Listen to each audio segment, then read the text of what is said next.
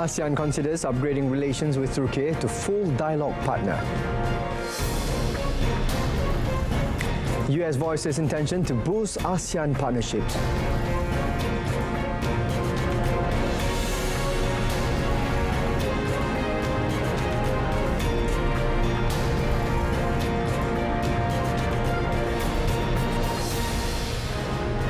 Good afternoon and salam Malaysia MADANI. Thanks for tuning in. You're watching World Today with me, SAHIH. ASEAN is considering upgrading its relationship with Turkey from its sectoral dialogue partner to a full dialogue partner in the near future. Foreign Minister Datuk Seri Muhammad Hassan said, as a sectoral dialogue partner, Turkey has played a constructive role in various areas. Masuklah dalam aspek teknologi, security, defense, macam-macam lagi, agriculture, dan memberikan juga beasiswa-beasiswa kepada anak-anak daripada negara-negara ASEAN. Jadi kita menimbangkan bagaimana cara untuk kita melihat membawa Turki sebagai ahli penuh rakan dialog ASEAN pada masa yang terdekat, insyaAllah. He added ASEAN currently has 11 dialogue partners and any addition must be carefully considered to avoid overburdening the existing structure.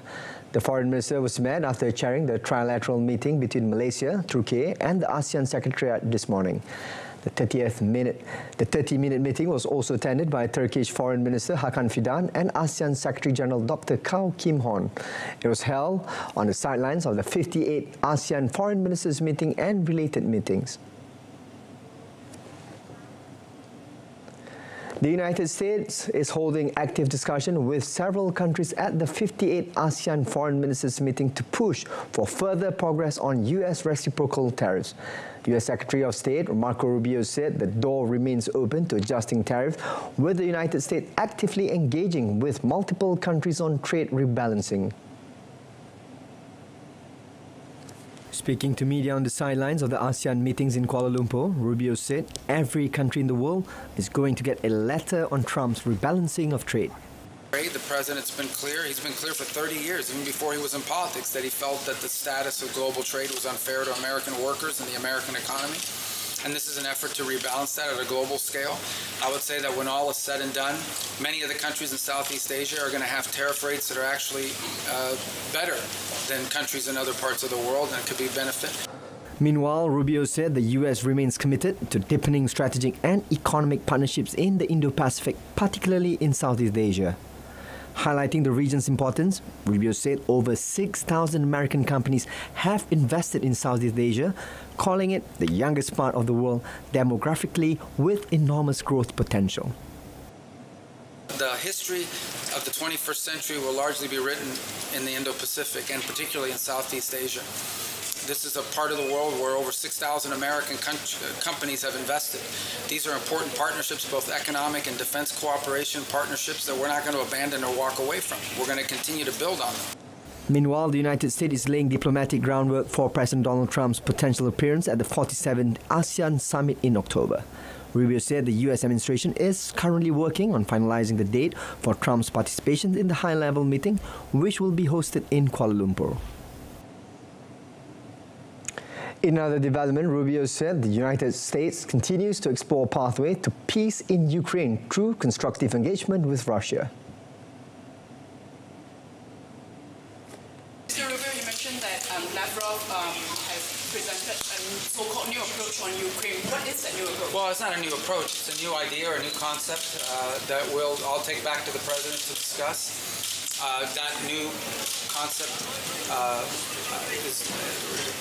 this new approach is not something that automatically leads to peace, but it could potentially open the door to a path. Earlier, Rubio met Russian Foreign Minister Sergei Lavrov on the sidelines of the 58th ASEAN Foreign Ministers meeting and related meetings. He described the meeting as productive, constructive and frank. The U.S. State Department will start sending notices to members of its workforce impacted by the reorganization soon as President Donald Trump's administration moves ahead with its plan to overhaul the U.S. diplomatic corps and cut jobs. The move is the first step of a restructuring that Trump has sought to ensure U.S. foreign policy is aligned with his America First agenda. It will likely result in hundreds of job cuts, including members of the elite foreign service who advocate for U.S. interests in the face of growing assertiveness from adversaries such as China and Russia. The Supreme Court cleared the way for the Trump administration to pursue the job cuts and the sweeping downsizing of numerous agencies. Trump in February issued an executive order directing Secretary of State Marco Rubio to revamp the Foreign Service to ensure that the Republican president's foreign policy is faithfully implemented. He has also repeatedly pledged to clean out the deep state by firing bureaucrats that he deems disloyal. The plans to Congress did not specify how many of these people would be civil service and how many from the Foreign Service, but said that more than 300 of the department's 734 bureaus and offices will be streamlined, merged or eliminated. The Palestinian death toll in the Gaza Strip has risen to 57,762, with 137,656 injured since the conflict between Hamas and Israel erupted in the year 2023. Gaza's health authorities said in a statement on Thursday that since the Israeli army resumed its military operations in the Gaza Strip on 18 March this year, 7,200 people have been killed and 25,625 injured. On Thursday, the Israeli army continued to launch attacks on the enclave. The Israeli attacks had killed at least 74 Palestinians, according to the official Palestinian news agency Wafa. The Palestinian Health Ministry also noted that 8 Palestinians were killed and over 74 injured while trying to get humanitarian aid in the last 24 hours, bringing the total number of Palestinians killed while seeking aid to 766, with over 5,044 others wounded since 27th May. Gaza's health authorities said that the Israeli army attacked people near a medical center in Deir al-Balah in central Gaza on the same day and killed 16 people, including 6 children. Palestinian freedom fighter group Hamas and Israel have reported positive progress to a possible ceasefire recently, as the two sides took active actions to move closer to a truce in the Gaza Strip. Israel and Hamas had begun a new round of indirect negotiations in Doha, Qatar, regarding a ceasefire in the Gaza Strip and the exchange of detainees. On Wednesday evening, Hamas issued a statement expressing its desire to reach a comprehensive agreement on a ceasefire and prisoner exchange, agreeing to release 10 Israeli detainees. The core issues remain under negotiation. Israel Benjamin Netanyahu stated that the latest round of ceasefire talks in Doha had made progress during a meeting with families of Israeli detainees in Washington, D.C. on Wednesday evening. It remains unclear what specific progress Netanyahu was referring to. Also on Wednesday, Palestinian President Mahmoud Abbas expressed to the United States his hope that the Palestinian side could participate in negotiations over the ceasefire and detainee releases. Abbas stated that Palestine should be included at the negotiating table, particularly in discussions on long-term security arrangements, as it may take over or administer parts of Gaza in the future. The US side has not yet formally responded to Abbas' request. Ukraine has received all necessary political signals for U.S. military aid to resume. Its President Volodymyr Zelensky announced the matter on Thursday after what he described as constructive talks with U.S. President Donald Trump. Zelensky told a news conference in Rome that Ukraine had a timetable and details of upcoming weapon supplies. He also praised the participation of U.S. representatives in a meeting of countries supporting Ukraine. Zelensky said Ukraine was engaged in a dialogue with the United States about acquiring the Patriot missile interceptor systems it has been requesting to protect against air attacks on its cities. Germany agreed to buy 2 Patriot systems for Ukraine, and Norway agreed to pay for one. He added that Ukraine needed 10 Patriot systems and his team was working on finding financing.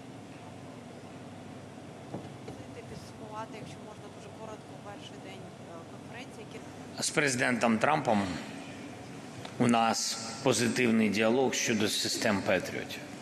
Мій запит щодо 10 систем Петріот і відповідного обсягу ракет до цих систем. Німеччина готова оплатити, у мене є з ними домовленості, 2 системи. Норвегія готова оплатити, у мене є двосторонні домовленості з прем'єром, 1 систему. Коли ми отримуємо чітку відповідь від виробника і від різних можливостей Сполучених Штатів Америки щодо дат, безумовно, ми розуміємо вартість, то доєднаються і інші європейські партнери. China on Thursday called on the European Union EU to approach bilateral economic and trade relations in a rational and unbiased manner as this year marks the 50th anniversary of the establishment of diplomatic ties and will see important high-level exchanges. China's Ministry of Commerce spokesperson He Yongquan said regarding market access, China has consistently expanded high-level opening up, completely removing restrictions on foreign investments in the manufacturing sector and proactively increasing imports from Europe through platforms such as the China International Import Expo.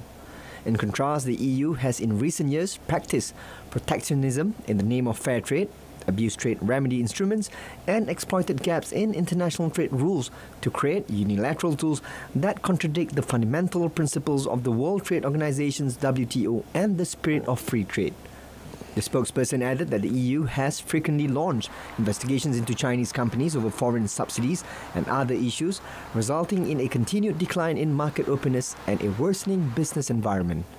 China hopes that the EU will engage in less criticism and more communication, less protectionism and more openness, less anxiety and more action, and less labeling and more consultation. Chinese Premier Li Qiang landed in the Egyptian capital of Cairo on Wednesday for a 2-day official visit to the Middle East country at the invitation of the Egyptian Prime Minister Mustafa Kemal Madbouli. Madbouli and senior Egyptian government officials welcomed Li at the airport and held a welcome ceremony in his honor. Li, accompanied by Madbouli, reviewed the Egyptian Guard of Honor. Noting that China and Egypt are both ancient civilizations, Li said that since the establishment of diplomatic ties nearly 70 years ago, the two countries have remained close friends who support each other and strategic partners with a shared future. Last year, the heads of state of the two countries met twice and reached an important consensus on advancing the building of a China-Egypt community with a shared future in the new era, which ushered in new opportunities for bilateral relations, he said. Li said that China is willing to work with Egypt to deepen cooperation in all areas under the strategic guidance of the two heads of states.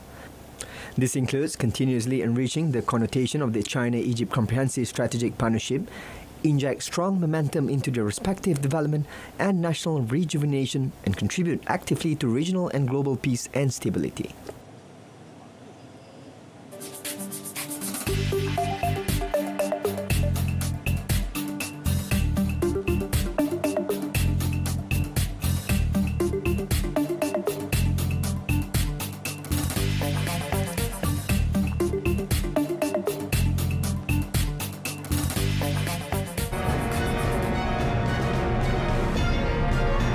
Coming up next, torrential rain triggered floods claim 4 lives in Pakistan.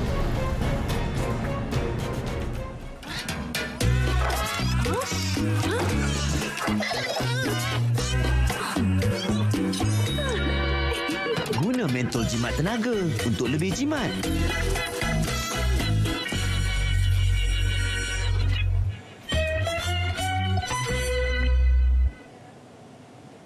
Torrential monsoon rains submerged major roads and low-lying neighborhoods in Pakistan's second-largest city, Lahore, on Thursday, disrupting traffic and forcing emergency evacuation across the metropolitan area. The National Disaster Management Authority, NDMA, reported 4 flood-related deaths in the past 24 hours as the city received 150 millimeters of rainfall, the heaviest single-day downpour this monsoon season.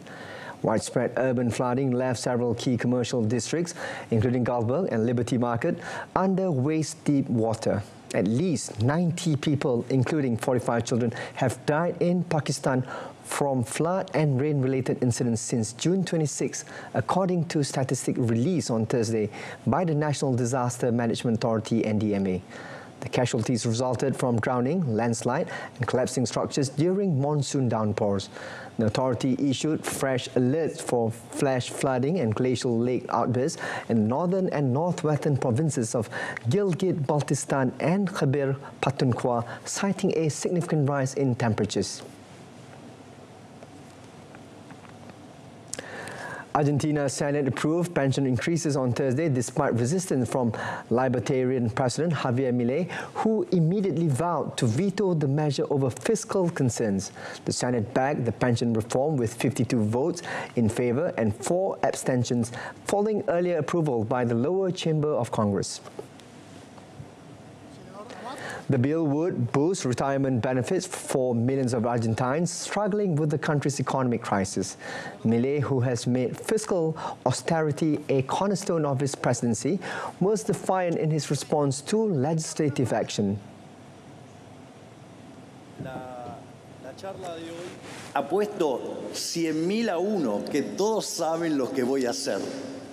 Así que ¿saben qué? Vamos a vetar. Y si aún se diera la circunstancia, que no creo, pero se diera que el veto se cae, lo vamos a judicializar. Milei has vowed to veto a hike in pensions and already did so in a similar move last year. Since taking office, he slashed public spending in a bid to wrangle inflation under control, though the austerity drive has also hit workers. Retirees have launched weekly protests in the capital, Buenos Aires, to demand adjustment to their pension payments, occasionally facing off with police. Britain on Thursday reached an agreement with France on a pilot program to return migrants arriving in small boats. British Prime Minister Keir Starmer was handed a much-desired boost when French President Emmanuel Macron said France had agreed to migrant return scheme. At a joint press conference, the two leaders said they had agreed a one-in, one-out return scheme, which would see Britain deporting to France undocumented people arriving in small boats in return for accepting an equal number of legitimate asylum seekers with British family connections.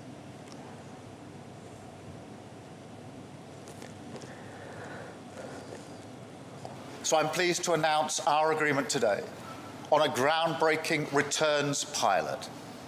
For the very first time, migrants arriving via small boat will be detained and returned to France in short order.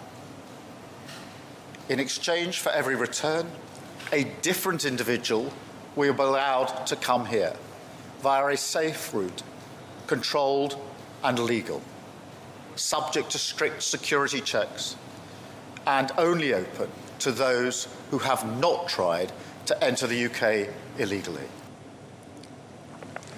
The policy, which is similar to a scheme used by the EU and Turkey, carries risk for Macron from his right-wing political critics who may question why he has agreed to take back migrants wanting to live in Britain. More than 21,000 people have arrived on small boats so far in the year 2025, a record number for this stage of the year. Mexican President Claudia Sheinbaum said on Thursday that the U.S. decision to halt cattle imports from Mexico again over the flesh-eating screwworm pest was exaggerated. Mexico reported a new case of screwworm about 370 miles south of the U.S. border in Ixhuatlán de Madero, Veracruz on Tuesday. Ayer, pues, al saber que había un caso en Veracruz, desde nuestro punto de vista, pues toma una decisión totalmente exagerada el volver a cerrar la frontera. De todas maneras, ¿nosotros qué hacemos? pues de inmediato vuelven a trabajar los equipos técnicos para mostrar pues que está bajo control y que se está haciendo todo lo que científicamente. The U.S. Department of Agriculture ordered the closure of livestock trade through southern ports of entry effective immediately. Screwworms are parasitic flies whose females lay eggs in wounds on warm-blooded animals, usually livestock and wild animals. Once the eggs hatch, hundreds of screwworm larvae use their sharp mouths to burrow through living flesh, eventually killing their host if left untreated. At its peak in late June, Mexico registered 480 cases. According to the latest data from the Agricultural Ministry, that number has dropped below 400 as Mexico continues to target the pest.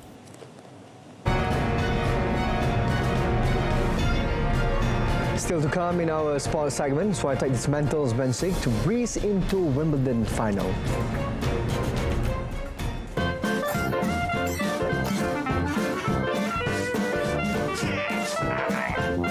Bersihkan penapis penghawa dingin dan tetapkan 24 darjah Celsius untuk lebih jimat.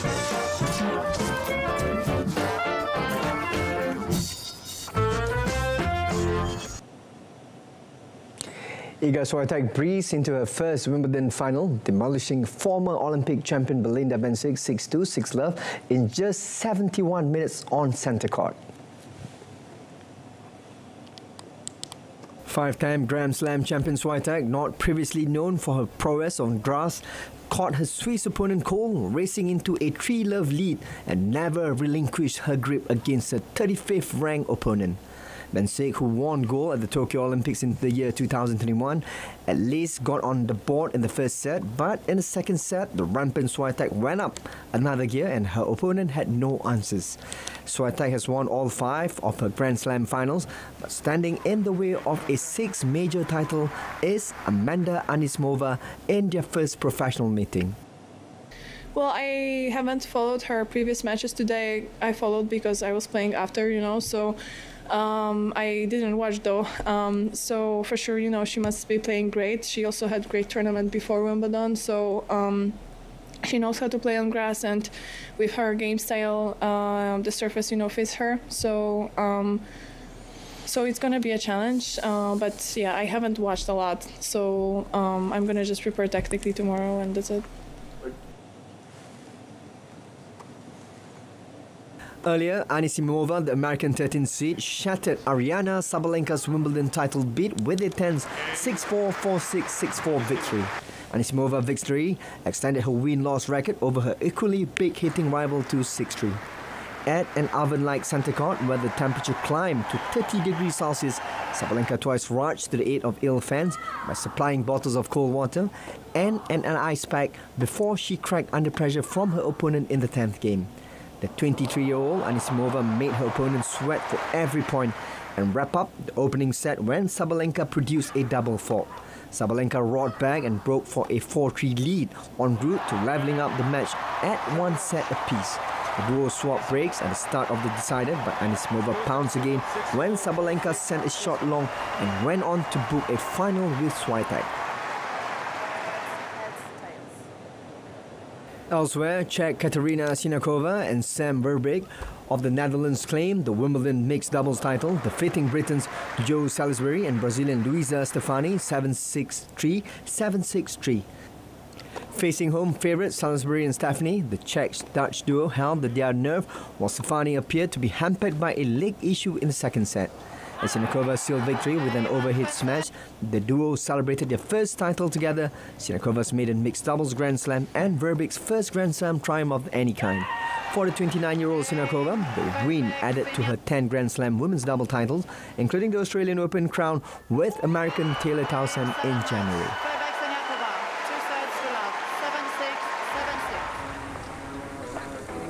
Chelsea returned to the training pitch on Thursday in preparation for Sunday's Club World Cup final against Paris Saint-Germain. The Blues find themselves with a chance to make history as the first team to leave the newly minted trophy. Chelsea qualified for the final by beating Fluminense 2-0 on Tuesday, with both goals scored by new signing João Pedro.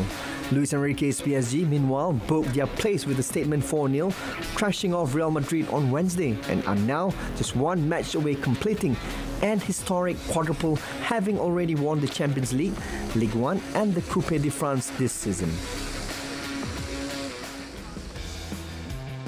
Theo Hernandez has completed his transfer from AC Milan to Saudi Pro League side Al Hilal. Both clubs confirmed on Thursday. The 27-year-old French defender joins Al Hilal on a 3-year deal, ending a 6-season spell at the San Siro after arriving from Real Madrid in 2019.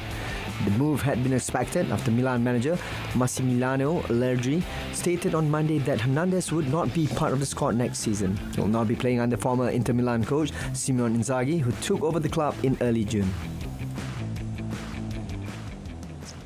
In cycling, Ireland's Ben Healy went alone to win Stage 6 of the Tour de France, with Dutchman Mathieu van der Poel wrestling back the leader's yellow jersey from reigning champion Tadej Pogačar. Healy attacked from an 8-man breakaway, which included Van der Poel, with over 40 kilometres remaining on a 201.5 kilometre ride from Bayeux to via Normandy, and pull away to reach the finishing line, well ahead of American Queen Simmons, with Australian Michael Storer third.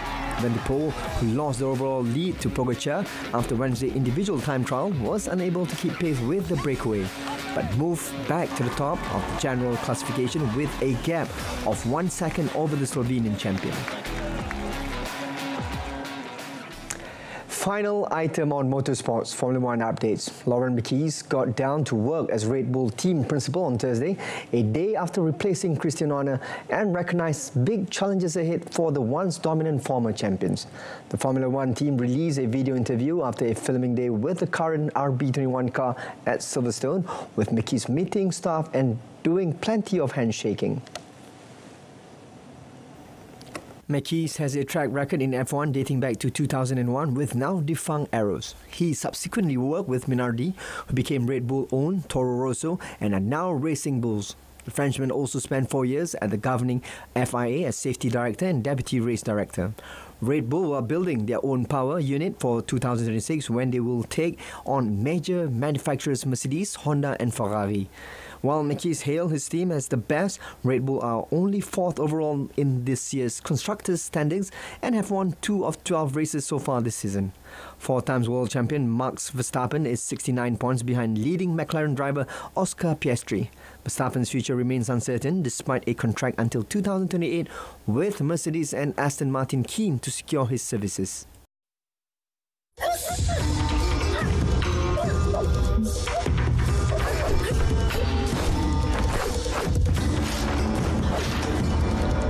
Menggosok baju sekaligus boleh menjimatkan elektrik.